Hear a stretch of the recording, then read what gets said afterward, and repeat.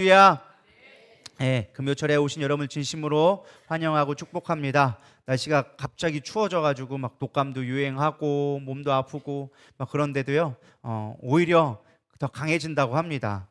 제가 오늘 이렇게 설교를 준비하다가 유튜브를 몇 개 보게 됐는데, 사람의 뇌를 깨우는 게 있대요. 뇌를 깨우는 방법이 있는데, 이게 뇌를 잘 돌게 하는 방법이 몇 가지가 있는데, 그 방법 중에 가장 좋은 방법이 무엇이냐? 충격요법이래요. 그래서 충격요법이 뭐냐라고 봤더니, 이게 뇌가 활동을 안 하면 이게 뇌가 점점 퇴화된대요. 적응되어지고. 근데 이거 뇌를 깨우는 방법 중에 첫 번째가 무엇이냐? 금식을 해라. 하루에 18시간을 금식을 하면, 그러니까 단기 금식이죠. 단기 금식을 딱 해서 하면은 몸에서 얘는 지금 큰일 났다. 영양소가 더 이상 안 들어온다. 그래서 뇌가 살기 위한 본능으로 몸을 막 깨우기 시작한대요. 막 몸에 있는 지방들을 태우기 시작하고 몸에 있는 혈관들을 막 깨워가지고 지금 빨리 긴급 상황이다. 지금 이 상태로 일단 죽는다. 빨리 가가지고 뭘 먹을 걸 찾든지 뭘 해라. 그러면서 에너지를 막 만들어내는 일들을 몸에서 막 하기 시작한대요. 그러면서 어떤 일이 또 일어나느냐? 이게 금식을 하면 몸에 있는 세포들이 오래된 게 있잖아요. 그럼 얘들이 먹고 살려고 생생한 세포들이 이 오래된 세포들을 일단 잡아먹고 시작한대요. 그러니까 이게 몸에, 그래서 금식하는 게 몸을 회복시키는 방법이다. 그게 뇌를 세울 수 있는 방법. 뇌가 오래되면 이게 오래된 세포가 있으면은 치매도 생기고 막 안 되는 거예요. 근데 이게 몸에 자극을 주면, 금식을 하거나 뭐 이렇게 하면은 얘가 지금 살아야겠다 생각해가지고 막 오래된 것부터 잡아먹어가지고 새로운 세포들이 살아나기 시작한다고 합니다. 그게 첫 번째 충격요법. 두 번째 충격요법은 무엇이냐? 찬물로 목욕을 하래요. 따뜻한 물로 하더라도 맨 마지막은 찬물로 해라. 근데 그게 그냥 찬물이 아니라 악소리 날 정도로 차갑게 하라. 이게 차고 이렇게 되면은 뇌가 이미 얘는 지금 몸에 뭔가 긴장이 온다. 혈관이 막 수축되면서 막 이렇게 되니까 살아나기 위해서 또 혈관을 막 자극을 한대요. 그럼 얘가 또 반응이 돼가지고 하고, 세 번째는 숨이 쉬기 힘들기 전까지 한번 뛰어라. 달리기를 하는데 그냥 천천히 계속되면 얘가 그냥 적응을 해버린대요. 힘든가 보구나 하고서 그냥 적응하는데, 이게 순간 막 빨리 뛰잖아요. 그러면은 이게 심장에서 얘 이러다가는 숨 못 쉬어서 죽겠다 싶어가지고 뇌를 깨우기 시작한대요. 그래서 충격요법이 우리를 살리는 법이다라고, 이게 제가 한 게 아니라 브라질에 있는 대학에서 실제로 연구 결과에서 만든 것들을 제가 오늘 봤습니다. 그래서 여러분들 추위가 때로는 힘들지만 원래 스포츠 선수들도 운동하고 나면은 일부러 드라이 아이스에 들어갑니다. 몸을 깨우기 위해서, 근육 뭉친 것들을 풀고 이런 거 풀게 하기 위해서 하니까 이게 내가 지금 회복하는 거구나 생각하고 또 마음먹기에 따라서 추위도 잘 이겨내리라 믿습니다. 춥다고 너무 싸매겨 있으면 더 감기 걸린대요. 그래서 오히려 약간은 조금 운동하면서 땀 내면서 몸을 움직여주고 활동하면 되리라 믿습니다. 오늘도 성령으로 충만하셔서 잘 이겨내기를 축복합니다. 민수기 20장 우리 1절부터 13절 우리 같이 14절부터 29절, 제가 14절부터 29절까지 우리 같이 민수기 강해 같이 보도록 하겠습니다. 한 목소리로 봉독해 올려드립니다. 시작. 모세가 살아계신 하나님의 말씀입니다. 모세가 가데스에서 에돔 왕에게 사신을 보내며 이르되, 당신의 형제 이스라엘의 말에 우리가 당한 모든 고난을 당신도 아시거니와 우리 조상들이 애굽으로 내려갔으므로 우리가 애굽에 오래 거주하였더니 애굽인이 우리 조상들과 우리를 학대하였으므로 우리가 여호와께 부르짖었더니 우리의 소리를 들으시고 천사를 보내사 우리를 애굽에서 인도하여 내셨나이다. 이제 우리가 당신의 변방 모퉁이 한 성읍 가데스에 있사오니 청하건대 우리에게 당신의 땅을 지나가게 하소서. 우리가 밭으로나 포도원으로나 지나가지 아니하고 우물물도 마시지 아니하고 왕의 큰 길로만 지나가고 당신의 지경에서 나가기까지 왼쪽으로나 오른쪽으로나 치우치지 아니하리라 한다고 하라 하였더니 에돔 왕이 대답하되, 너는 우리 가운데서 지나가지 못하리라. 내가 칼을 들고 나아가 너를 대적할까 하노라. 이스라엘 자손이 이르되, 우리가 큰 길로만 지나가겠고 우리나 우리 짐승이 당신의 물을 마시면 그 값을 낼 것이라. 우리가 도보로 지날 뿐인즉 아무 일도 없으리라 하나 그들이 이르되, 너는 지나가지 못하리라 하고 에돔 왕이 많은 백성을 거느리고 나와서 강한 손으로 막으니 에돔 왕이 이같이 이스라엘이 그의 영토로 지나감을 용납하지 아니하므로 이스라엘이 그들에게 돌이키시니라. 이스라엘 자손 곧 회중이 가데스를 떠나 호르산에 이르렀더니 여호와께서 에돔 땅 변경 호르산에서 아론에게 말씀하시니라. 이르시되 아론은 그 조상들에게로 돌아가고 내가 이스라엘 자손에게 준 땅에는 들어가지 못하리니 이는 너희가 무리바 물에서 내 말을 거역한 까닭이라. 너는 아론과 그의 아들 엘르아살을 데리고 호르산에 올라 아론의 옷을 벗겨 그의 아들 엘르아살에게 입으라. 아론은 거기서 죽어 그 조상에게로 돌아가리라. 모세가 여호와의 명령을 따라 그들과 함께 회중의 목전에서 호르산에 오르니라. 모세가 아론의 옷을 벗겨 그의 아들 엘르아살에게 입힘에 아론이 그 산 꼭대기에서 죽으니라. 모세와 엘르아살이 산에서 내려오니 온 회중 곧 이스라엘 온 족속이 아론이 죽은 것을 보고 그를 위하여 30일 동안 애곡하였더라. 아멘. 오늘은 민수기 강의 벌써 26번째 시간입니다. 그래서 사명자로 살아가는 자세라는 제목을 같이 은혜 나눌 건데요. 처음으로 이스라엘 백성이 이제 가데스 바네아에 가게 되어지죠. 가나안 입성을 앞두고 이스라엘 백성이 믿음의 시험을 받게 되어지는데 광야에서 시험을 통과하지 못하게 되어집니다. 원망과 불평하게 되어지고 하나님을 시험하고 가나안 땅에 있으면 하나님의 약속의 땅을 보지 못하고 그들이 우리보다 크다 하면서 원망과 불평을 내세우고 반역이 일어나고 그러면서 가데스 바네아에서 다 죽게 되어지죠. 그래서 고라와 단자손도 죽게 되어지고 루벤 지파의 이제 250명도 죽고 그 모습을 보고 원망과 불평했던 이스라엘 명 14,700명이 한 번에 역병으로 다 죽게 되어집니다. 하나님은 그걸 보시고 안 되겠다. 니들 말한 대로 그렇게 원망과 불평하다가는 가나안 땅에 들어가면 뭐 하나님이고 나발이고 다 필요 없다고 얘기할 것 같다. 널 다시 광야로 가서 준비돼서 시험되고 나만 바라보는 시험을 하고 와라 라면서 너희의 말대로 내가 너희를 광야에서 다 죽게 하겠다. 그래가지고 1세대를 다 죽게 만듭니다. 38년 동안 뱅뱅 돌리다가 1세대가 웬만큼 다 죽고 나니까 이제 2세대에게 다시 가데스 바니아 시험장에 올려서 말하는 겁니다. 너희들 이제는 내 뜻대로 살아가겠니? 40년 동안 광야에 살아갔으니 이제 나를 믿고 살아가겠니? 하면서 시험을 치르는데 거기서 이스라엘 백성이 어떤 일이 일어나요? 지난주에 했던 거 이제 목마르다고 왜 우리 이렇게 목마르게 하냐고 우리 죽게 하라고 차라리 애굽에서 우리 선조들처럼 광야에서 죽었으면 우리 부모 세대처럼 광야에서 죽었으면 속 편했을 건데 왜 굳이 이렇게 광야로 이끌어가지고 우리를 이렇게 못 살게 하느냐 가나안 땅도 못 들어가고 애굽으로 돌아가지도 못하고 광야에서 다 죽게 생겼다 막 그렇게 하면서 모세에게 반역을 들게 되어지죠. 쉽게 말하면 뭐예요? 또다시 실패를 하게 되어진 거예요. 하나님 믿습니다. 그래도 하나님의 우리 가운데 주실 걸 믿습니다. 우리는 가나안 땅에 들어가고 하나님을 신뢰합니다 라고 고백했으면 이미 하나님은 준비하고 계셨어요. 이미 그들이 목마름을 아시고 모세를 통하여 줘서 반석에서 물을 내려고 준비를 다 해주셨단 말이죠. 근데 원망과 불평하니까 아직도 때가 안 됐구나, 아직도 못 들어간다 라고 하면서 하게 되어지죠. 그러면서 다시금 가나안을 입성할 수 없는 상황 가운데 일어난 두 사건이 오늘 민수기 20장 14절에서 29절 말씀에 나와져 있습니다. 첫 번째는 가나안에 들어갈 수 없다라는 말을 듣고 모세가 그래도 포기할 수 없어서 하나님 40년 동안 돌렸으면 됐지 왜 안 됩니까? 라고 하면서 그래도 가봐야겠습니다 라고 하면서 인간적인 방법으로 끊임없이 방법을 찾는 거예요. 하나님 가나안 땅 들어가야 됩니다. 저는 못 들어간다 할지라도 이스라엘 백성은 들어가게 해주세요 하면서 자신만의 방법을 찾는 게 첫 번째 나오는 거고요. 두 번째는 그 사이에 아론이 죽게 되는 사건이 나옵니다. 이 두 사건이 사실 오늘 중요한 메시지를 보내주고 있습니다. 이 사건을 통하여져서 우리가 사명자로 어떻게 살아야 되는지를 좀 같이 살펴보고자 합니다. 저는 먼저 이런 질문을 하게 됐어요. 오늘 본문을 묵상하면서 한동안 꽤 묵상하면서 제가 한 3박 4일을 이거를 묵상을 하면서 준비를 했거든요. 근데 저는 이런 질문이 먼저 됐어요. 하나님 꼭 사명자로 살아야만 합니까? 그냥 예배 잘 드리고 편하게 위로받고 하고 싶은 거 하면서 하나님 잘 섬기면 되지 않을까요? 꼭 사명이 필요한 걸까요? 이런 질문을 먼저 해보게 되어졌습니다. 사실 여러분도 그런 질문을 할지 모르겠지만 저에게 먼저 해봤어요. 하나님 저 목사 안 하고 다른 거 하면 안 될까요? 목사가 제 성향이 별로 맞는 것 같지는 않은데 그냥 하나님 안 믿겠다는 것도 아니고 그냥 하나님 있음을 알고 하나님 내가 최선을 다해 섬기긴 할 건데 부족한 저를 꼭 목사로 쓰셔야 했나요? 이런 생각이 들기 시작하는 거예요. 어찌돼 보면은 이 자리에 와 있는 게 솔직하게 별 리더십도 없는 것 같고 책임감도 별로 없고 솔직히 그냥 다른 일 하면 잘할 것 같은데, 그러면서 교회 섬기면은 더 잘 섬길 수 있을 것 같은데 굳이 사람도 많은데 왜 나를 쓰셨을까? 신학교 나왔다고 꼭 목회를 해야 되는 것도 아닌데 왜 어쩌다 보니까 목회학 박사까지 해가지고 더 이상 돌아갈 수도 없게끔 너무 멀리 왔나요? 그런 생각을 가끔 하게 되어집니다.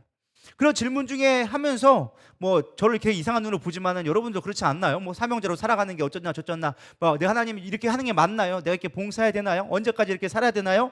그런 생각들이 있다라는 것이죠. 그러면 아마 남들 보기에는 별거 아닌 것처럼 보이지만 사실 봉사하는 것도 그렇고 교회를 섬기는 것도 그렇고 그냥 쉽게 쉽게 좋은 게 좋은 거라고, 하나님 그냥 내가 하나님 때 위로받고 하나님 섬기는 거 아니까 열심히 최선을 다해 섬기면 좋을 것 같아요라고 할 때가 있다라는 거예요. 그렇죠? 고개를 끄덕하시는 분들은 그런 걸 고민해 보신 분이고, 아니신 분들은 뭐 그게 뭐예요? 도대체 이렇게 사명이 뭔지도 모르고 아직도 헤매고 있는 분이실 수도 있을 것 같습니다.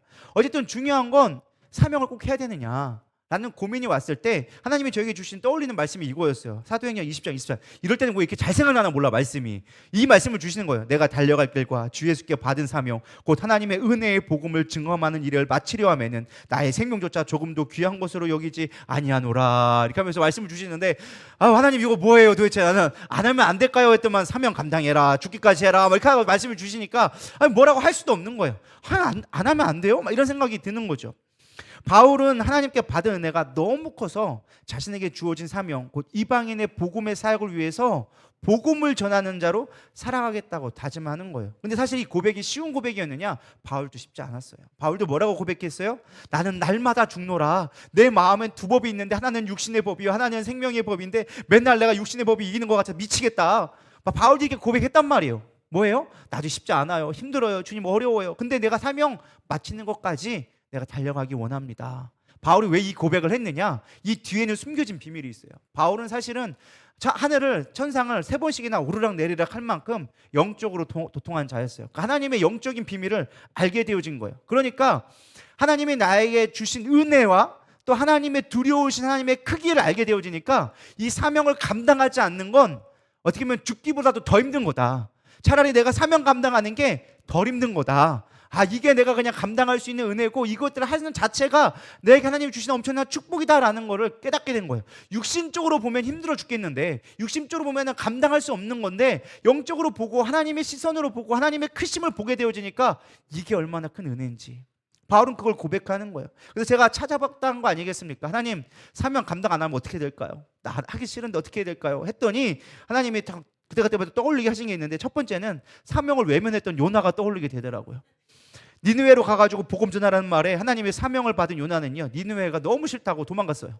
이스라엘을 괴롭히고 무참히 죽이고 아수르에게 피할 길을 준다는 자체가 도저히 이거는 해결이 안 되는 거예요. 하나님 다른 건 다 하겠는데 그 니느웨가 구원받는 건 다 꼴보기 싫어도 못 봐요. 그것만큼은 내가 못 하겠어요. 내가 아무리 목회자지만 그거는 아닌 것 같아요 라고 하면서 다시스로 도망가죠. 그랬더니 하나님이 어떻게 돼요? 풍랑을 일으켜주게 된 거예요. 풍랑이니까 다 알잖아요. 목회자는 이게 뭐 때문에 그런 건다 안단 말이에요. 그래가지고 양심상 하나님 나 때문에 괜히 이 사람들 죽게 만들 수 없잖아요. 그냥 내가 해가지고 가자고 해서 왔는데 이 사람들 죽으면은 뭔 꼴하게 되겠습니까? 나 때문에 죽을 수 없으니까 그냥 나 혼자 죽을랍니다. 그래서 성자한테도 얘기하는 거예요. 이게 나 때문이다. 나 때문이니까 내가 뛰어서 죽을 테니까 그냥 너희들 평안히 가라. 아마 나 죽으면은 조용히 갈 거야. 그래서 물에 뛰어들었는데 하나님 어떻게 해요? 너 못 죽는다. 어디 함부로 죽으려고 그래. 아직 사명도 완수도 안 했는데. 사명 완수하고 죽어야지. 너는 네 마음대로 죽는 것도 아니야. 그러면서 물고기 뱃속에 홀딱 집어넣는 거예요. 그래가지고 아직 그 깜깜한 그냥 스올과 같은 요나가 뭐라 그래요? 차라리 지옥과 같다.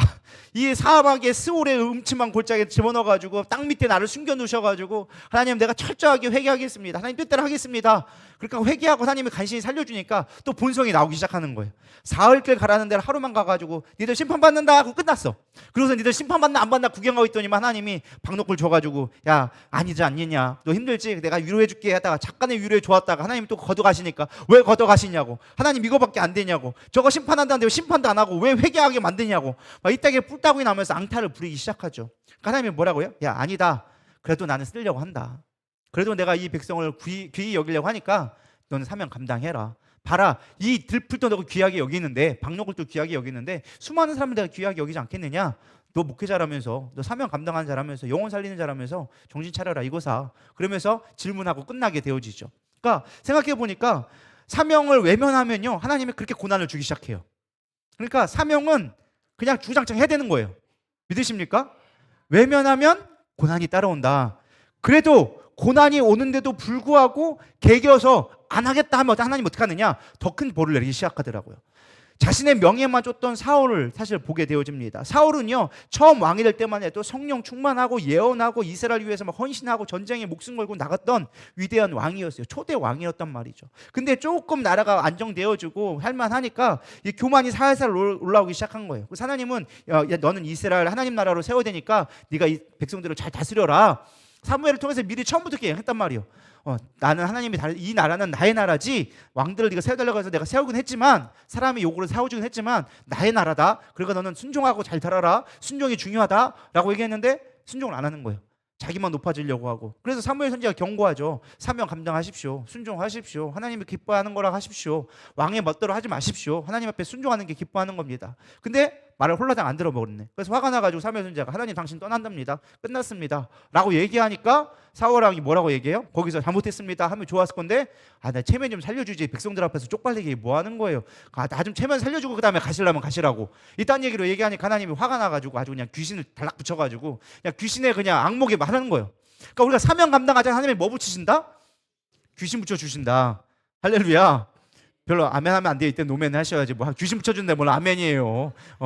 하나님 앞에 사명 감당하지 않으면 그때부터 고난과 풍파가 끝나지 않는 거예요. 요나도 그렇고 사울왕도 그렇고 귀신 들려 장난 못 치니까 어떻게 하겠냐. 그래서 다윗 불러와가지고 막 하프치라 그러고 막 하나님 앞에 말씀을 들었는데 안 들리니까 무당한테 가가지고 야 하나님 좀 불러달라, 사무엘 선지자 좀 불러달라 막 이딴 얘기 하고 있고 막 결국에 그렇게 되었어요. 전쟁 가운데 처참한 죽음을 맞게 되어져요. 하나님이 사명 감당하지 않으면 그렇게 버리시더라는 거예요. 또 그것뿐만 아니라 가룟 유다를 또 봤어요. 하나님 또 가룟 유다를 떠올리게 하시는데 예수님의 12제자로 부르면 받겠단 말이에요. 얼마나 큰 사명이에요? 얼마나 큰 영광의 자리고. 근데 사명 감당하지 못하고 자신의 욕심 때문에 나 못하겠어요, 제자고 나발이고 예수님 팔아버리니까 배신하니까 어떻게 되어져요?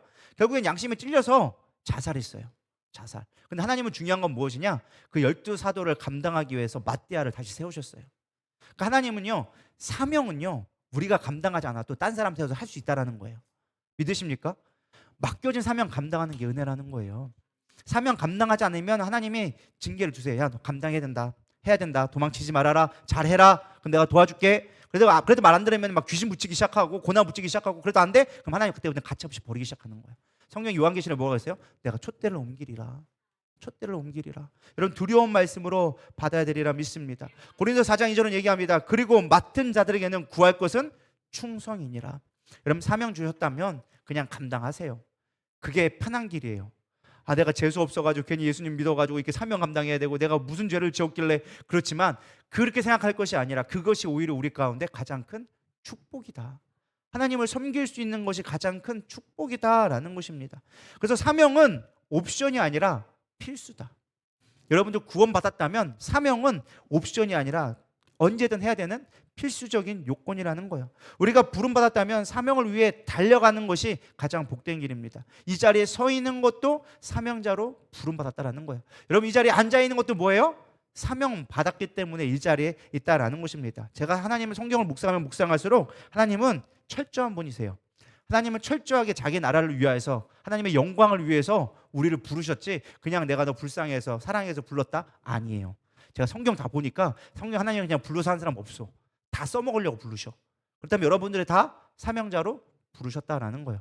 나는 부인하고 나는 모르는 것 같지만 여러분들에게 맡겨준 사명들이 다 있다. 그래서 빨리 사명 발견하고 그 사명 감당하는 게 여러분들이 복받는 비결이다라는 것입니다. 그렇다면 오늘 핵심적인 내용, 사명자의 태도는 어떠해야 되느냐? 사명자는 길이 막혀도 가야 한다. 믿으십니까? 길이 막혀도 가야 돼요. 17절 18절에 보면은 이제 모세가 얘기하는 거야. 너 못 돌아간다. 이스라엘 백성도 못 돌아간다. 너들 통과 못했다. 다시 광야로 가라 라고 얘기했어요. 근데도 불구하고 뭐 하는 거예요? 하나님 가야 됩니다. 그래도 이스라엘 백성 가야 됩니다. 사실 이스라엘은요 무리바 사건을 통해서 모세는 이미 심판을 받았어요. 뭐라고요? 너는 가나안 땅 못 들어가. 사실 그 정도 되면요 우린 뭐라고 해야 돼요? 못 들어간다면? 모세 입장을 생각해 보세요. 여러분들이 어떨 것 같아요? 죽으라고 40년 동안 이스라엘 백성 돌보고 원망 들어가면서 하나님의 책임져 준 거 이끌었는데 그 하나님의 명령대로 이끌어 왔어. 근데 마지막 한 번 화냈다고, 한 번 감정에 휘달렸다고, 한 번 그냥 자신의 경험대로 했다고 자기의 의를 드러내니까 너 심판 못 들어간다고 했어. 그렇게 하면 이런 마음이 어떠실 것 같아요? 억울하죠. 40년 동안 뺑이 쳤는데, 속된 말로 하나님 위해서 죽으라고 살았는데 이제 와가지고 그거 한 번 하였다고 너 못 떠난다 하면은, 아 나는 영광이 어딨냐고, 나 이렇게 헌신했는데 하나님 뭐 잘해주지 못할 망정, 아 영광을 주지 못할 망정, 최소한 이렇게 하면 안 되잖아요. 이건 아니잖아요. 할만했다라는 거예요. 그래도 불구하고 모세는 포기하지 않았어요. 하나님, 나는 못 들어가요. 알아요. 그렇게 하나님이 정하신 거면 그렇게 되겠죠. 근데 이스라엘 백성은 들어보내야 되잖아요. 하나님, 나 부르실 때 이스라엘 백성 가나안 땅, 약속의 땅에 인도하라면서요. 하나님, 그럼 그때 이 땅 인도해줘야 되잖아요. 하면서 길을 찾기 시작하는 거예요. 하나님, 어떻게 해야 될까요? 그러면서 두드린 게 뭐였어요? 사실 하나님의 입장에서 본다면 어리석은 일이죠. 왜? 이미 너는 못 들어간다고 얘기하는데 갈 길을 찾았으니까, 두드리니까 에돔한테 얘기하는 거예요. 야, 나 에돔 땅 좀 지나가면 안 될까? 가나안 땅 가야 되는데 에돔 땅 좀 지나가면 안 될까? 부탁을 한 거예요. 열어달라고 요청을 하죠. 사실 에돔은요, 이스라엘에게는 같은 핏줄의 형제의 나라였어요. 이스라엘은 야곱의 후손이고 에돔은 에서의 후손이었단 말이에요. 형제, 피를 나눈 형제예요. 물론 철전지 원수처럼 우리가 북한과 남한처럼 이렇게 싸우는 관계이긴 하지만 어쨌든 혈육이기 때문에 얼마든지 할 수 있단 말이에요. 그래서 모세가 14절부터 16절에 이렇게 요청을 하죠. 과거에 애굽에 있었지만 하나님의 은혜로 여기까지 왔다. 하나님의 인도로 여기까지 왔다. 너희들도 하나님 믿지 않느냐? 아무리 지금 우리가 별로 이렇게 관광이 좋지 않는다 할지라도 같은 하나님을 믿지 않느냐? 우리가 하나님으로부터 파생된 그런 거지 않느냐? 하나님 여기까지 인도했다면 너희가 우리를 인도해줘야 맞는 거 아니겠느냐? 그렇게 하면서 14절부터 16절에 이야기를 하죠. 그러면서 딱 얘기하죠. 킹스웨이. 이 킹스웨이라고 하니까 왕의 길로 가겠다라고 얘기하는 게, 이게 왕의 길이 아니라 쉽게 말하면 무역로였어요. 무역로. 그러니까 수많은 사람들이 지나가는 큰 대로를 얘기하는 거예요. 그러니까 우리가 이 대로로만 지나갈게. 그러니까 우리 좀 지나가면 안 될까? 라고 허가를 바랬는데 에돔이 뭐라고 했어요? 안 돼. 너 들어가지 마. 라고 얘기한 거죠. 심지어 통과하면은 내가 칼을 들이댈 거야. 라고 하면서 아예 철전지 원수로 막았어요. 다른 사람들은, 상인들은 뭐 아라비아고 뭐고 다 지나가는데 너 이스라엘 들어오지 마 라고 얘기하는 거야. 그러자 모세가 포기하지 않고 또 간절히 얘기합니다. 야, 우리가 아무것도 안 건드릴게. 심지어 양떼나 물떼가 물이라도 먹으면 내가 그 값을 치를 거고, 그 동이나 남이나 서로나 치우치지 않고 오직 그냥 보고서 그냥 통과만 할게. 가나안 땅만 들어갈게. 나 그것만 해주면 안 될까? 나 그것만 해주면 안 될까라고 얘기했더니 뭐라고 하느냐, 이제 아예 군대를 끌고 와가지고 니들 오기만 해봐, 내가 다 죽여버릴 거야. 에돔이 이렇게 된 거예요. 사실 에돔의 입장에서 본다면 이스라엘 백성이 두려울 수도 있겠죠. 막 그렇게 기적하고 막 애굽에 그런 환란을 일으키고 와가지고 40년 광야에서 죽어야 되는데 안 죽고 막 모압 족속과도 싸워서 이기고 막 이러니까 두려울 수도 있었어요. 뭐 근데 그거는 뭐 에돔의 입장이고, 사실은 에돔이 막은 것 같지만 누가 막은 거예요? 하나님이 막은 거예요. 왜? 니들은 믿음에 통과되지 않았어. 아직은 때가 아닌 것 같다, 얘들아. 네가 믿음으로 통과돼야 그 나라 들어갈 수 있는데, 그거 너희들 날 믿고 싸워야 이 전쟁에서 승리할 수 있는데 지금 나에 대한 믿음이 없다면 너희들 이길 수 없다. 그러니까 믿음으로 안 되니까 조금 더 훈련하고 와라. 조금 더 날 의지하는 거 봐라. 왜? 그렇다고 하나님의 은혜가 사라진 게 아니었어요. 여전히 광야에서 만나를 주셨고, 여전히 그들의 신발을 해지 않게 해주셨고, 그들에게 항상 불기둥과 구름기둥으로 그들이 할 수 있게끔 인도해주고 계셨다라는 거. 하나님의 은혜는 여전히 동일하게 임하고 계셨다라는 거예요. 그럼에도 불구하고 아직은 때가 되지 않아라고 막았다라는 거예요. 저는 이 말씀을 묵상하면서 좀 많이 고민했어요. 하나님, 제가 모세 입장을 봤을 때 나는 못 들어갈 수 있지만 그래도 이스라엘 백성을 어떻게든 가나안 땅에 들여보내려고 했던 사명을 위해서 몸부림치는 그 모세의 모습을 보면서 어떻게 보면 우리가 배워야 할 자세가 아닐까. 40년의 허무한 시간들을 보내고 하나님도 못 들어가, 이스라엘 백성도 못 들어갔을 때 그 허무함까지 느껴졌을 그 순간에도 불구하고 모세는 포기하지 않았다는 거. 하나님, 그래도 가야 돼요. 그래도 가야 되지 않겠습니까? 하나님, 나한테 이렇게 말씀해 주셨잖아요. 이스라엘 백성, 하나님의 백성 가나안 땅, 약속의 땅 들어가야 된다면서요. 하나님, 인도해 주세요. 허락해 주세요. 뭐 그러면서 아마 요구하는 모습이 아니었을까. 저는 그래서 무엇보다 사명자는요, 포기하지 않아야 된다고 생각합니다. 물론 그 방법이 하나님의 뜻은 아니었을 거예요. 하나님이 막으신 길이에요. 사실 우리가 사명자로 살다 보면요, 하나님이 때로는 우리의 길을 막으실 때도 있어요. 우리가 하나님의 뜻대로 살아간다고 해서 하나님이 다 오케이, 네 마음대로 해라, 그렇게 안 하신단 말이에요. 때로는 막는 일도 있다는 거예요. 우리가 모세처럼 수많은 목숨을 책임져야 하거나 수백 명을 전도해야 되는 사명이 아니라고 할지라도 사실 나에게 맡겨준 사명들이 버거울 수가 있어. 힘들 수 있어. 갈등에서 어려움이 있거나 내 육체적 한계가 있거나 아니면 내가 뭘 하는 데 있어서 감정적으로 어렵거나 그런 일들이 분명히 있다는 거예요. 완수하지 못할 태도가 있고 내가 하려고 하는데 막히는 일들이 분명히 있다는 거예요. 그럴 때 우리는 어떻게 되느냐? 하나님, 나 못해요. 하나님 왜 하려고 하는데 왜 막으세요? 나 안 할래요. 그게 아니라는 거예요. 뭐 해야 돼요? 찾아야 된다는 거예요. 하나님 그래도 가야 되잖아요. 하나님 나 이 길 가려고 해요. 하나님 나 이걸 포기하지 않아야 돼요. 나 포기할 수 없잖아요. 나에게 주신 사명이니까 내가 찾아볼게요. 그게 사실은 모세의 마음이었다는 거예요. 저는 여러분들이 이 마음을 가지기를 소망합니다. 우리가 교회를 세워가는 거 때로는 버거워요. 힘들어요. 근데 뭐 여러 가지 힘든다 할지라도 그거 내려놓는 순간 사실은 우리는 하나님의 뜻대로 가지 못하는 거예요. 포기하지 않아야 돼요. 하나님 붙들어 주세요. 도와주세요. 그렇게 우리가 구할 수 있어야 한다는 것입니다. 포기하지 않으면, 대안을 찾으면 하나님이 일하기 시작하세요. 모세는 2번씩이나 가나안 들어가려 했지만 막아서자 더 이상 다른 길을 선택할 수 없는 상황이 되어지자 그 상황에도 포기하지 않냐고 끊임없이 하나님 앞에 간구하는 거예요. 예를 들어서 여러분 선교한다고 생각해 보세요. 사명을 받았어요. 근데 나는 좋은 대학을 가고 좋은 기업에 들어가서 돈 많이 벌어서 선교하고 싶다 소원을 했어요. 근데 좋은 대학 못 갈 수 있어. 좋은 기업 못 갈 수도 있어. 내 인생이 꼬여가지고 밑바닥 칠 수 있어. 그렇다고 우리의 사명이 끝날까요? 아니라는 거예요. 우린 여전히 선교할 수 있어요. 가난한 가운데도 선교할 수 있어요. 참 하나님은 아이러니한 건요, 내가 이렇게 부자가 돼서 하나님 섬길게요 하면 부자 안 되게 하고 이상하게 망하게 하더라고. 왜 그러신지 모르겠어. 근데 그 가운데서도 그걸 버티고 하나님 앞에 선교하고 구제하고 하나님 앞에 방법을 찾잖아요. 또 길을 열어주셔. 이게 참 아이러니해. 그냥 잘 되게 해주면 속 편하게 할 거 아니에요? 근데 아니에요. 아주 쫄딱 망하게 한데, 근데 그럼에도 불구하고 막 10,000원, 100,000원 막 이렇게 하면서 어쨌든 저쨌든 선교하고 복음 증거하고 하나님 뜻대로 살려고 하잖아요. 그럼 좀 꼼질꼼질도 하나님이 다 인도해 주시고 계셔. 그게 하나님의 놀라운 방법이라는 거예요. 여러분 빠른 길을 가는 게 중요한 게 아니에요. 성공하는 게 중요한 것이 아니라 하나님이 인도하는 길을 가는 게 하나님의 뜻이기 때문에 그렇다는 거예요. 사명자의 길은 그거야라는 거예요. 빠르고 옳은 길이 아니라 하나님이 원하시는 길을 가는 게 사명자의 길이에요. 나는 막 이렇게 부흥하고 싶어. 나는 막 이렇게 하고 싶어. 나 능력 있는 일 하고 싶어. 근데 하나님은 그걸 막으셔. 안 한다는 거예요. 내 실력이 부족할 수도 있겠지만 하나님 그거 원하시는 게 아니라는 거예요. 하나씩 하나씩 여러분들이 원하는 길로 그곳에 갈 수 있도록 하나님이 인도하고 계시다라는 것입니다. 또 살면서 예상치 못한 거절이나 환난이나 실패를 경험할 때도 있다는 거예요. 근데 그 실패가 아니고 거절이 아니라는 믿음을 가지고 가야 한다는 것입니다. 하나님은 약속하신 것을 이루신다라고 분명하게 약속해 주셨어요. 그게 사명이라는 거예요. 내가 약속했지? 이루어 줄 거야. 그럼 그 일은 반드시 이루어지는 거예요. 우리는 그거 믿고 가야 한다라는 것입니다.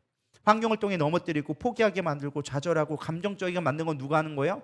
사단이 하는 일이에요. 너 사명 잃어버리게 하려고. 너 사명이고 나발이고 지금 힘들잖아. 너 어렵잖아. 그것만 빠지게 만든 거 누가 하는 거예요? 사단이 하는 거라니까요.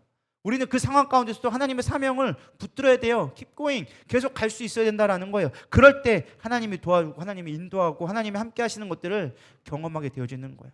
그게 하나님이 원하시는 사명자의 모습이다라는 거예요. 그렇다면 현실 앞에 무너진 상황 가운데 우리는 어떻게 해야 될까? 사실 교회를 봉사를 하거나 주어진 사명을 감당할 때 정말 힘들 때가 와요.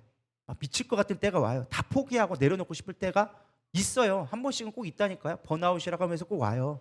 근데 모든 것이 하나님의 은혜라고 고백하면 얼마나 감사하겠지만 그런 상황이 오면 하나님의 은혜고 나발이고 다 포기하고 싶은 때가 있다니까요. 그 감정도 어떻게 안 돼요. 해결이 안 돼요. 근데 그걸 어떻게 해야 되느냐라고 했을 때 포기하고 싶고 화도 나고 왜 이렇게까지 해야 되나 하나님 앞에 억울할 수도 있지만 중요한 건 하나님 앞에 매달려야 된다는 거예요. 사명을 가벼이 여기거나 순종하지 않고 나의 생각과 감정으로 나아가면 하나님이 주신 영광을 볼 수가 없어요.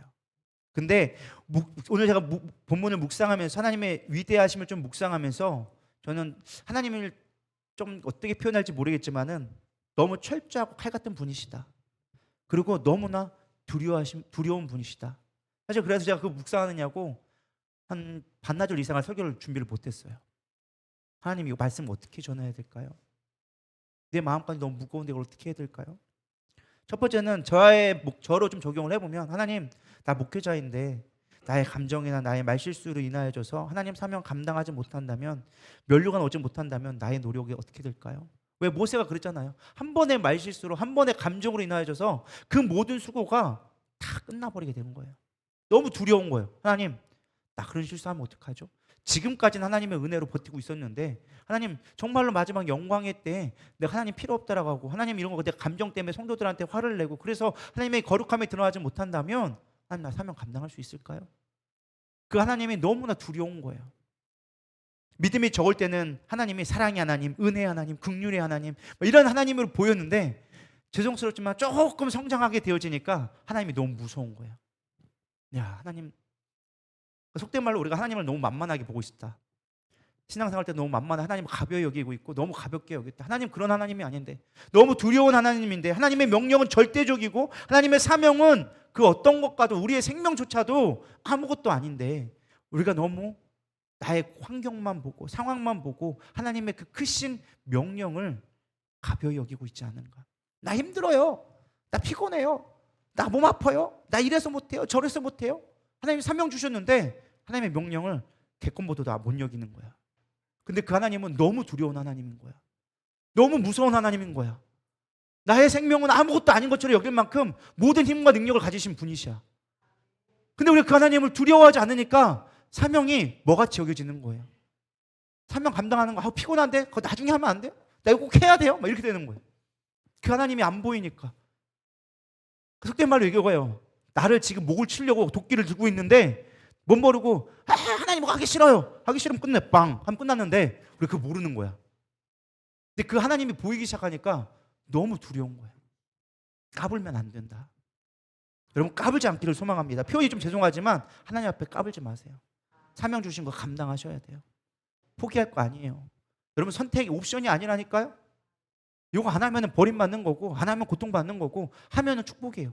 근데 힘들어도 하나님은 사명 감당하려고 몸부림치는 자는요, 하나님이 인도해 주시고 보호해 주세요. 힘들었지? 괜찮아, 내가 보호하고 있잖아, 내가 이룬다고 했잖아, 그러니까 그게 괜찮아, 내가 뒤에서 버팅기고 있어. 나 못할 것 같은데 힘들어, 하나님 나 힘들어서 못하는데, 아니 괜찮아, 내가 하고 있다니까. 그렇게 하나님이 인도해 주셨어요. 왜? 모세가 처음에 그랬거든요. 나 말도 못해요, 하나님 나 능력도 없어요, 어떻게 해요? 야 걱정하지 마, 내가 능력 보여줄게. 너 봤지? 야 뱀이 지팡이가 뱀으로 변하고 손 넣었다 뺐더니 야 문둥병 없어졌지, 병도 고쳐졌지, 야 말하는 거 봤지? 하나님 나 말도 못하는데 어떻게 해요? 야 아론 형 붙여줄게, 걱정하지 마, 내가 내 하게 다 만들어줄게. 내가 너는 그냥 내가 하라는 것만 해, 그럼 돼. 여기까지 기적도 일어나고 했단 말이에요. 그러니까 하나님이 우리가 못해요, 나 할 수 없지만 하나님 도와주세요 하면 하나님이 하셔. 근데 하나님 나 안 할래요, 포기해는 순간 하나님은 너 못하겠어? 내 영광 안 나타나? 너 포기해, 끝나, 다른 사람 내가 세울게. 이게 하나님이라는 거예요.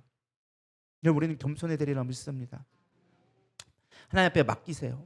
저는 무엇보다 여러분들이 무엇을 하든 죽기까지 최선을 다할 수 있는 두려운 하나님을 볼 수 있기를 축복합니다.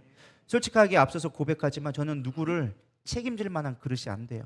그래서 항상 얘기하는 게, 하나님 나 목사의 길을 가는데 하나님이 맡겨주신 이 교회 솔직히 다 감당하기 어려워요. 나 어떻게 감당해야 돼요? 성도들한테 무슨 말을 해야 될지도 모르겠고, 성도들이 한마디 하면은 밤새가지고 그냥 심장 두근거려가지고 말도 못하겠고, 밤새고 나 이거 못하겠어 하나님. 근데 하나님은 나를 왜 시키셨어요? 근데 하나님이 맡겨주신 사명이니까 도망도 못 치는 거야. 왜? 도망치면 죽는 줄 아니까. 차라리 그냥 속 끓는 게 낫지, 도망치다 죽으면 무슨 개꼬니하고, 이제까지 해온 거 20년 동안 해온 거 무슨 소관 있냐고. 그러면서 사실은 무서워도 못 가는 거예요. 여러분 사명 감당할 수 있기를 축복합니다. 하나님이 내 편 되게끔 만드셔야 돼요. 힘들지만 하나님 내 편 되는 게 진짜 축복이다. 그러면 사명 감당한 하나님이 또 놀랍게 위로해 주고 힘 주시고 능력 주시고, 그러니까 인내밀지 말고 하나님 앞에 감사합니다, 써주심에 감사합니다, 그렇게 나갈 수 있는 저런 되기를 소망합니다. 두 번째는요, 사명자를 세우는 사명자가 되어야 한다라는 것입니다. 민수기 33장 38절에서 39절에 따르면 아론은 사실은 이스라엘 땅에서 나온 지 40년 5월 초하루에 호르산에서 죽었다라고 기록해 주고 있어요. 뒤에 보면 30장 보면은 이것을 볼 때 아마 아론이 죽은 나이는 123살 정도 되지 않았을까 학자들이 따져보고 있습니다. 근데 아론도 결국은 가나안 땅에 못 들어갔어요. 왜 못 들어갔느냐? 가부시기로 못 들어갔어요.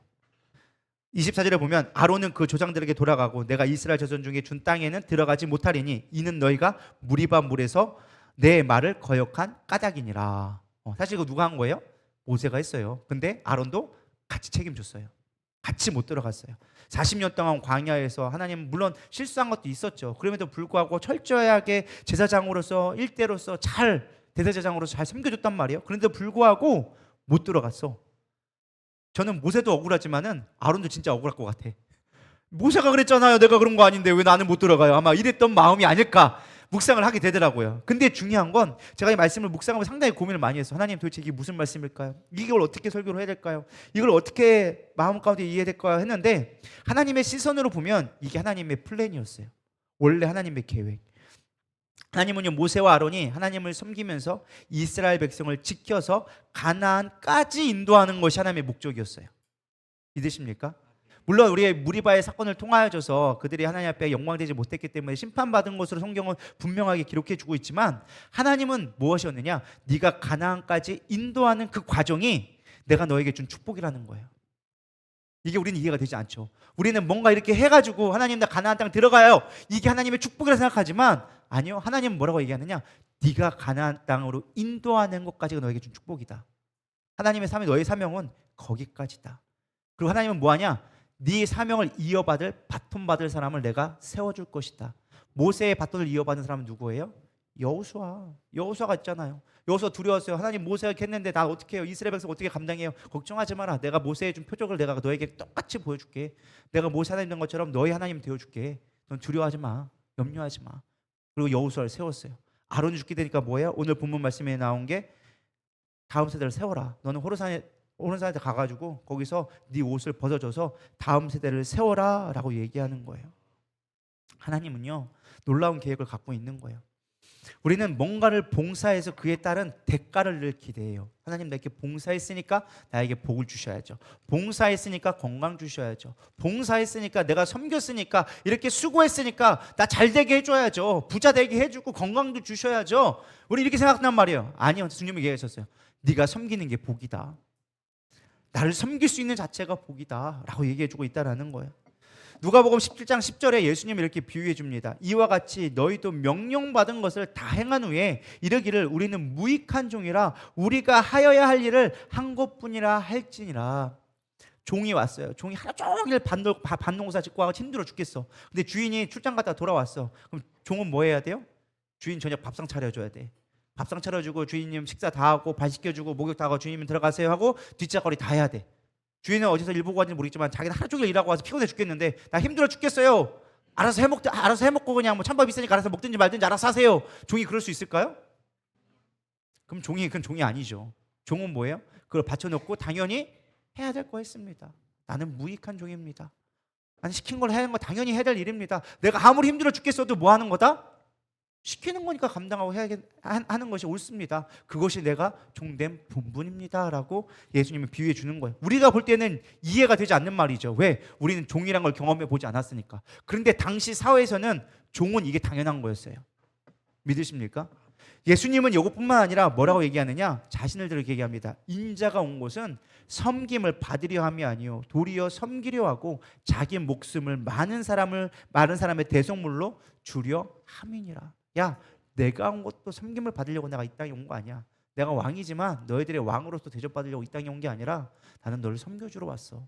그리고 마지막 제자들에게 부탁하신 말씀도 뭔지 아세요? 요한복음 13장 14절 15절 내가 주와 또는 선생이 되어 너의 발을 씻었으니 너희도 서로 발을 씻어주는 것이 옳으니라. 내가 너에게 행한 것 같이 너희도 행하게 하려 본을 보였노라. 야, 내가 섬기러 왔거든. 그래서 내가 선생 되어줘서 너희의 발을 씻겨줬어. 내가 너희를 섬겨줬어. 너희들 사명 감당하는 게 뭔지 알아? 섬겨주는 거야. 그렇게 교회를 세워가는 거야. 내가 그것 때문에 왔고 너희들도 그것 때문에 내가 보내는 거니까 너 그 사명 잘 감당하고 가. 예수님이 마지막 가시면서 하신 일이 그거였어요. 내가 사명 줄 테니까 잘 섬기고 다 와라. 그러다 천국 와라. 그럼 내가 복 줄게. 내가 널 기뻐 받아줄게. 너희 잘 섬기다가 와. 이게 하나님이 주신 사명이라는 거예요. 여러분, 우리에게 주신 사명 다른 거 아닙니다. 교회 잘 섬기다 오는 거예요. 제가 영상을 하나 봤어요. 영상을 하나 봤는데 이거 한번 보면 여러분들 되게 좀 은혜가 되고 되게 재밌는데 은혜가 되더라고요. 그래서 한번 여러분 좀 너무 무거워질 것 같아가지고 한번 찾아봤어요. 한번 같이 보도록 하겠습니다. 짧아요? 모세의 이야기인데요. 되게 재밌더라고요. 안녕하세요, 모세입니다. 단체 여행 중인데 물이 하나도 없어요. 지금 다들 나만 쳐다보는 중인데 솔직히 분위기 너무 살벌함. 다들 내가 일부러 물 숨긴 줄 아는 눈빛이네요. 아니, 저도 목이 마르거든요. 지금 이 상황 나 진짜 망한 것 같은데. 지금 하나님이 나한테 바위를 치래요. 이 단단한 바위를 도대체 왜 치시라는 건지. 근데 이상하게 안 하면 정말 더 큰일 날 것 같아요.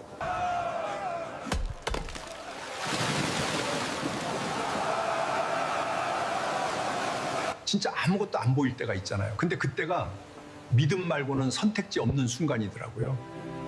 오늘 그걸 배움. 네. 전 이게 몇 번을 봤는데 볼 때마다 감동이 되는 거야. 나도 목말라 죽겠는데 나도 목말라 죽겠는데 이 말이 계속 내리게 되는 거야. 나도 목말라 죽겠는데 나도 목말라 죽겠는데 뭐 나한테 왜 내가 물 마시지 말라고 했냐고 막 이런 말이 막 도는 거예요. 막. 근데 위로가 되지 않나요? 또 하나 있어요. 2편 또 있어요. 여러분 하나로 좀 아쉬울 것 같아서 제가 2편 준비했습니다. 볼까요? 모세 2편 2. 여러분 안녕하세요. 모세입니다. 여기는 광야고요. 배가 너무 고프네요. 오늘 뭐라도 못 먹으면 다 같이 멘탈이 흔들릴 것 같습니다. 지금 다들 이집트 고기 얘기만 계속 하십니다. 그걸 왜 저한테 따지시는지요? 저도 운영자가 아닙니다. 하늘 고객센터가 있으면 저도 문의 한번 넣고 싶습니다. 바닥에 하얀 게 보이는데 이게 뭘까요? 다들 이게 뭐냐고 하셔서 이름은 그냥 만나로 확정하겠습니다. 공지드립니다. 오늘치만 주우시고 내일치 쟁여두시면 바로 썩습니다. 그리고 안식일 전날은 2배로 받으실 수 있습니다. 주말 대비 시스템 인정입니다. 오늘은 쉬는 날입니다. 내일 걱정은 내려놓고 오늘 주신 은혜를 믿음으로 받으세요. 모세의 브이로그 여기까지입니다. 예, 좀 은혜가 되시나요? 전 이게 엄청 은혜가 되더라고요. 모세의 심령을 보면서 얼마나 은혜가 되든지 이게 뭐 하늘 시스템이 좀 내가 좀 고발하고 싶어. 하나님 좀 해주면 안 되나요? 봉사하라고 하는데 그게 나를 위해서 하는 것처럼 마치 하더라고요. 뭔가 뭐 하라고 하면 사람들 막 이게 나 못해요, 목사님 못해요, 뭐해요, 뭐 한다고. 나를 위해서 하는 거냐고. 왜 나한테 뭐 이렇게 따지고 드냐고. 나 하나님한테 따지고 싶다고. 하나님 이거 내가 하라고 한 거예요? 하나님 예배하라면서요. 성도들 예배하라고 하는데 뭐 이렇게 못하겠다고 안 하겠다고 하고 땡깡 피고 힘들어 죽겠다고 하고 나도 힘들어요. 주님 어떻게 시스템 좀 없어요? 그거 해주는 거 어떻게 없어요? 그 마음이 꼭 제 마음 같아가지고 얼마나 위로가 되든지. 별 여러분들 동감을 안 하시는 것 같은데 저는 엄청 모세의 은혜를 받았다니까요. 그래요, 주님. 하나님 시스템이 있는데 근데 중요한 건 뭐예요? 만나를 먹여주시더라. 하나님은 절대로 손해보지 않게끔 안식일도 쉴 수 있게끔 안정적인 그 시스템으로 잘 만들어주신 하나님의 공급하심이 여러분 가운데 있기를 소망합니다.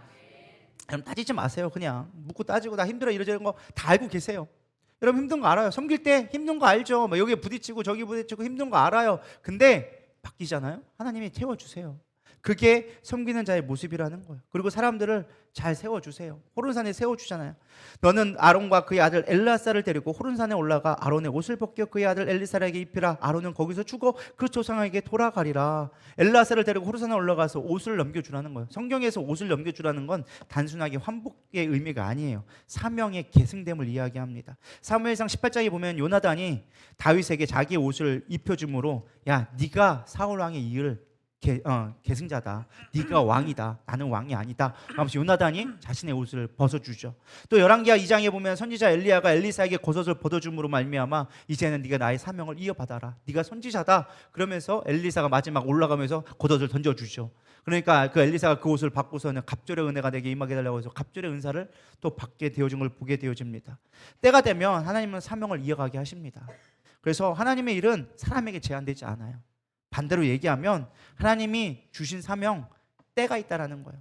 기한이 있다라는 거예요. 여러분 무한정이 있지가 않아요. 그렇기 때문에 우리가 받은 사명 끝까지 잘 감당할 수 있기를 소망합니다. 쓰임 받을 수 있을 때 잘해야 돼요. 하나님 보시기에 안 될 것 같다 싶으면 다른 사람으로 얼마든지 체인지 할 수 있어요. 그러니까 우리가 중요한 건 실력이 아니라는 거예요. 어차피 하나님이 하셔야 돼요. 어차피 하나님의 일이에요. 어차피 하나님은 우리에게 모든 걸 공급하실 수 있는 능력 있는 분이세요. 중요한 건 무엇이냐? 내가 너를 사용해서 주인공 되고 싶어서, 널 주인공으로 만들어주고 싶어서 우리에게 사명의 자리를 준 거예요.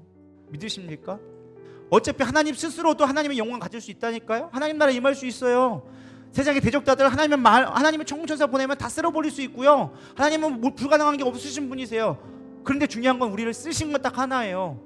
네가 나의 일에 동참해서 영광 받으라고, 나의 일에 참여해서 함께 하자고, 내가 너와 함께하는 표정을 보여주려고, 내가 너를 귀히 여기려고, 너에게 축복 주려고, 또 사명 감당했으니까 내가 너에게 높여주려고, 천국에서 높임받게 하려고, 하나님 면류관 주려고 우리에게 사명 불러주신 거예요.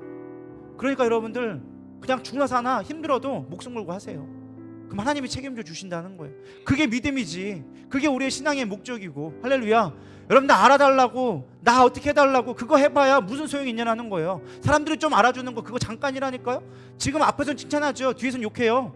제가 보니까 그러더라고요. 앞에서는 막 목사님 우리 목사님 하죠. 뒤에서는 욕하고 있더라고요. 그거 잠깐이에요. 잠깐. 그거 받으면 뭐해. 하나님 앞에 인정받아야지. 할렐루야. 하나님한테 인정받고, 하나님 나 연약해요, 부족해요, 그러니까 도와주세요. 그게 사명자의 모습이에요. 하나님 위해 살아갈 수 있도록 하나님 앞에 우리의 모든 걸 다 드릴 수 있는 저람 되기를 소망합니다. 하나님은 행위책에 기록된 모든 것들을 다 기록하고 계세요. 우리의 말 한마디 행동 하나까지 다 기록하고 계세요. 마태복음 10장 42절에 보면 또 누구든지 제자의 이름으로 이 작은 자 중에 하나에게 냉수 한 그릇이라도 주는 자는 내가 진실로 너희에게 이르노니 그 사람이 결단코 상을 잃지 아니하리라 하시니라. 할렐루야. 여러분, 하나님 앞에 하는 건요, 하나님 철저하게 계산하시는 분이라니까요. 우리가 반대하는 그 모든 걸 네가 안 쓰겠다? 나 딴 거 쓸 거야. 철저한 분이세요. 근데 반대로 우리가 하나님의 일을 한다 하잖아요. 철저하게 계산해서 주시는 분이시라는 거예요. 여러분, 그 하나님을 의지하고 나가기를 소망합니다. 죽도록 하기 싫어도 그냥 죽기 직전까지 하세요. 그럼 하나님이 바꾸세요. 해결해 주세요. 싫다고 내팽개치면 가차없이 버리시는 하나님이지만 끝까지 붙들면 하나님 포기하지 않는 하나님이시라고 또 분명히 해주고 있어요. 절대 포기하지 않는다. 내가 내 피값 주고 샀으니까 나 너를 포기하지 않아. 그러니까 여러분, 포기하지 마시고 감당하세요. 나에게 주어진 거 아무리 사소한 거라도 잘 감당하세요. 감사함으로 감당하시고 불평불만하지 마시고 있는 거 최선을 다해 감당하세요. 그러면 하나님이 길을 열어주시고 여러분 붙들어 주시고 때가 되면 여러분들의 다음 세대를 세워줄 때까지 하나님이 또 일하게 하세요. 그렇기 때문에 우리는 써줄 때 감사, 언제 잘릴 줄 모른다, 그런 마음으로 최선을 다하면 하나님이 반드시 축복해 주실 거라 믿습니다. 오늘 조금 어려운 곡을 해보려고 합니다. 나는 무익한 종이라고 우리 송경민 우리 목사가 부른 찬양인데요. 가사를 여러분 생각하세요. 사실은 노래가 좀 어려워서 은혜가 안 될 수도 있긴 한데 처음 부르는 곡이라, 그러나 가사를 생각하면서 여러분 부르시면 또 은혜가 되리라 믿습니다.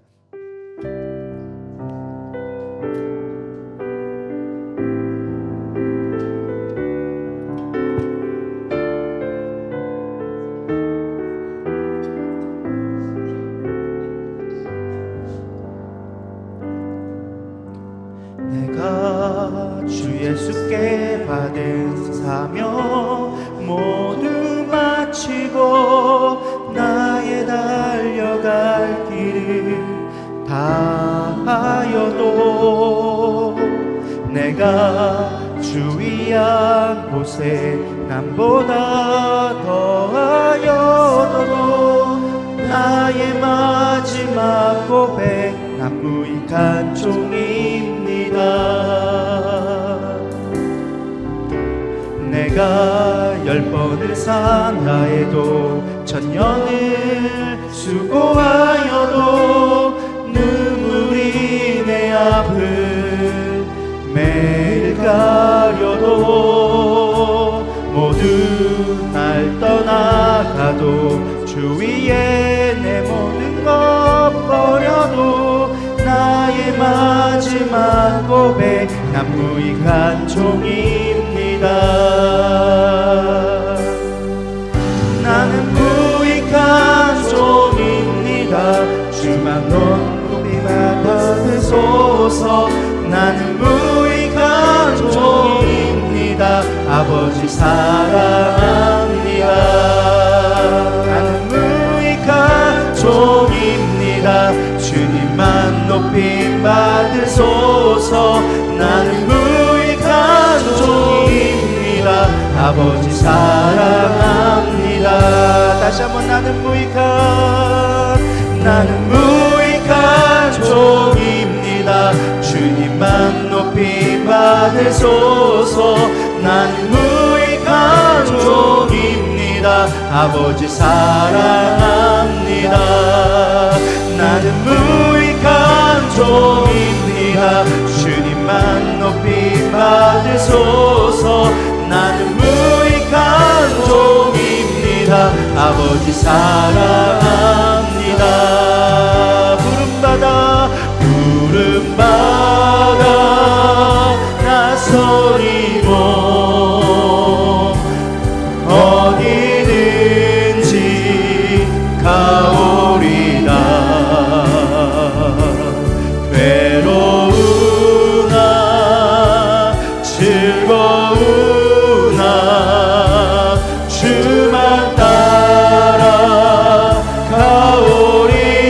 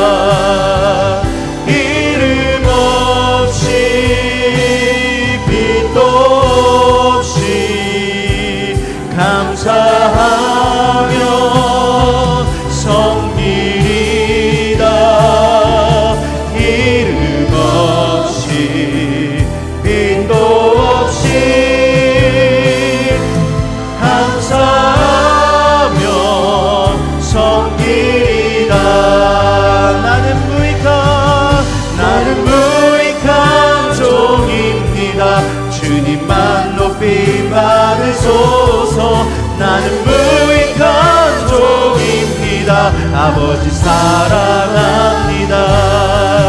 나는 무익한 종입니다. 주님만 높이 받으소서. 나는 무익한 종입니다. 아버지 사랑합니다. 다시 한번 나는 무익한 종입니다. 주님만 높이 받으소서. 나는 무익한 종입니다. 아버지 사랑합니다. 나는 무익한 종입니다.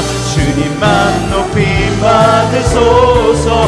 나는 무익한 종입니다. 아버지 사랑합니다.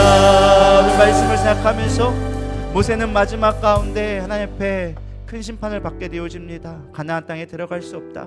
지금 이스라엘 백성은 믿음에 통과하지 못했다. 그럼에도 불구하고 모세는 끝까지 사명 감당하기 위해서 주님 어떻게든 이스라엘 백성 들어가야 되지 않겠습니까? 에돔 땅을 두들기면서 마지막까지 하나님 앞에 울부짖으며 하나님 이스라엘 백성을 불쌍히 여겨달라고 간구했던 모세였습니다. 하나님 우리에게 주어진 사명, 때로는 그것이 내가 감당하기 어렵다 할지라도, 때로는 버겁고 힘들다 할지라도, 나에게 주어진 결론이 뻔하다 할지라도 하나님 그 사명 감당해 갈 수 있는 믿음 허락하여 주시옵소서. 나에게 나는 그 길을 감당할 만한 연약합니다. 너무나 부족합니다. 그러나 주님이 나와 함께 하셨기에 40년 광야를 돌아갔던 모세의 고백처럼 하나님 내가 힘들지만 마지막 주님 나라 가는 그날까지 내 사명 감당하게 하여 주시옵소서. 특별히 아론에게 하나님 다음 세대를 위하여 줘서 옷을 벗어줬던 것처럼 하나님 이제 다음 세대들이 세워져야 합니다. 다음 사역자들이 많이 세워져야 합니다. 하나님 우리 누리대교회 많은 사역들이 세워지게 하여 주시옵시고 일꾼들이 세워지게 하여 주시옵시고 맡겨진 사명 영원하지 않습니다. 하나님 주어진 시간 가운데 최선을 다해 하나님 앞에 나의 목숨 걸어 섬길 수 있는 우리의 성도들 되게 하여 주시옵소서. 그 사명 감당하로 말미암아 하나님이 주신 놀라운 하나님의 영광에 참여하게 하여 주시옵시고 그 맡겨주신 사명의 목적이 나를 높이고자 하는 하나님의 나를 영화롭게 하고자 하는 하나님의 큰 사랑이 있음을 깨닫게 하여 주시옵소서. 우리 고백하는 마음으로 주여 세번 부르며 주님 내가 사명 감당하겠습니다. 힘들어도 억울해도 아파도 하나님 내가 감당할 수 있도록 나에게 능력 더해달라고, 나를 불쌍히 여겨달라고 우리 이 시간 주여 세번 부르며 간절히 기도하며 나가겠습니다. 기도하시겠습니다. 주여 주여 주여.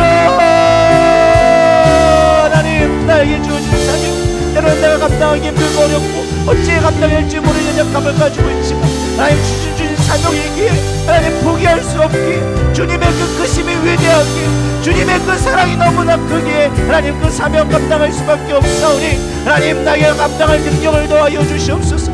나에게 지혜를 더하여 주시옵시고 하나님의 능력을 바라보며 나갈 수 있도록 주님 역사하여 주시옵소서. 우리 나의 성도들이 은혜가 필요합니다. 하나님의 사랑을 깨닫는 게 필요합니다. 하나님 넘어지지 않게 하여 주시옵시고 맡겨진 사명이 작다 크다가 중요한 것이 아니라 그 사명 감당하고 나갈 수 있는 아버지 나의 목숨 걸어 나의 달려갈 길을 마치려 하면은 하나님 나의 생명조차 조금 더 귀한 것을 여기지 않는다 고백한 바울의 고백처럼 우리 함께 믿음으로 고백하게 하여 주시옵소서. 우리 안에 끝없는 전쟁이 일어납니다. 육신의 생각과 아버지 생명의 생각들이 끊임없이 갈등합니다. 그런 하나님의 크심을 바라보며 하나님의 아버지의 은혜를 생각하며 하나님 믿음으로 바라보게 나갈 수 있도록 역사하여 주시옵소서. 베네세라위 안날서라위 안날서라와 카레 안날서라와 바바이 안날서라와 주여 우리를 용서하여 주시옵소서. 우리의 완악함을 용서하여 주시옵소서. 우리의 배역함을 용서하여 주시옵소서. 맡겨주신 사명 하나님을 감당하지 못하며 맡겨주신 교회를 사명 감당하지 못하며 나의 욕망과 나의 생명과